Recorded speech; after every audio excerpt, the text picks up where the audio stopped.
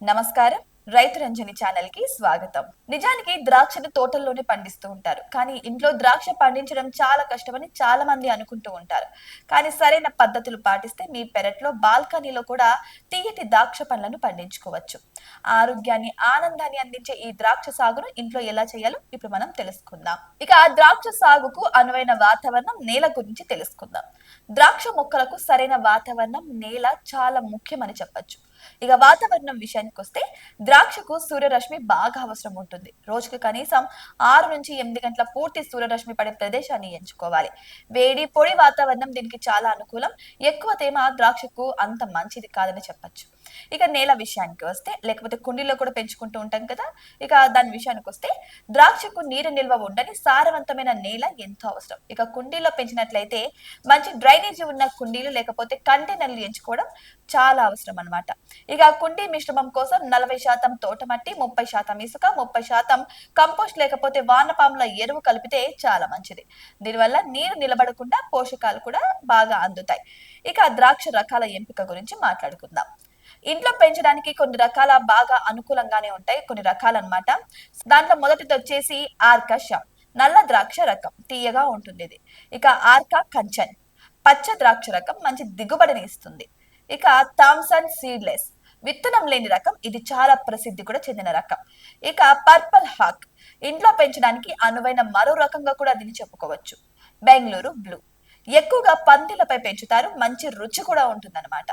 అయితే మీ ప్రాంతానికి ఏ రకాలు అనుకూలంగా ఉంటాయో స్థానిక నర్సరీలలో లేకపోతే వ్యవసాయ నిపుణులను అడిగి తెలుసుకోవడం కూడా చాలా మంచిది. ఇక ద్రాక్ష మొక్కను నాటడం ఎలా అనేది కూడా తెలుసుకుందాం. ద్రాక్ష మొక్కలను నాటడానికి 2 పద్ధతులు ఉన్నాయి. విత్తనాల ద్వారా, అంటే విత్తనాలతో పెంచడం వల్ల మొక్క పెరగడానికి ఎక్కువ సమయం పడుతుంది. కొన్నిసార్లు తల్లి మొక్క లక్షణాలు కూడా రాకపోవచ్చు. ఇక కటింగ్ లేకపోతే అంటు కట్టడం ద్వారా కూడా మనం పెంచుకోవచ్చు. ఇది చాలా సులువైన పద్ధతిగా పరిగణించవచ్చు. ఆరోగ్యకరమైన బాగా పెరిగిన ద్రాక్ష మొక్క నుంచి 6 నుంచి 8 అంగుళాల పొడవైన కొమ్మను కత్తిరించి దానిని నేలలో లేకపోతే కుండీలో నాటాల్సి ఉంటుంది.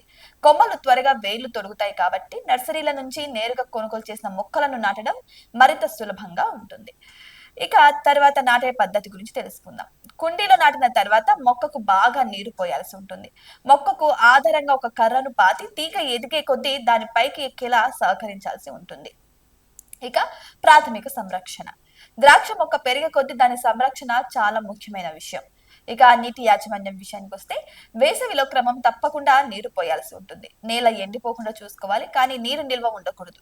శీతాకాలంలో నీరు తక్కువగా పోయాలి. తర్వాత ఎరువుల విషయానికి వస్తే మొక్కకు సరైన పోషకాలు అందించడం చాలా ముఖ్యం కాబట్టి ప్రతి 2 నుంచి 3 నెలలకు ఒకసారి సేంద్రియ ఎరువులు, అదే కంపోస్ట్, వానపాముల ఎరువు లేకపోతే పశువుల ఎరువు వేయాల్సి ఉంటుంది.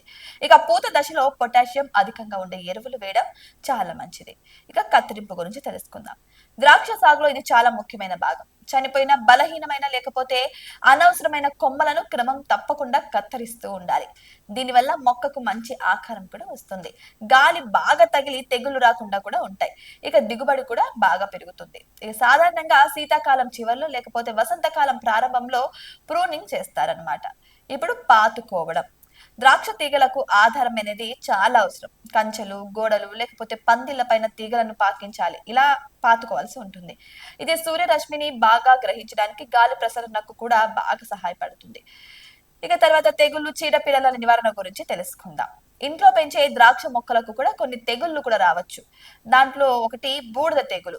ఆకులపై తెల్లని బూడిద లాంటి పొర ఏర్పడుతుంది. ఇక వీటి నివారణ వచ్చేసి వేప నూనె లేకపోతే బేకింగ్ సోడా ద్రావణం పిచికారి చేయొచ్చు.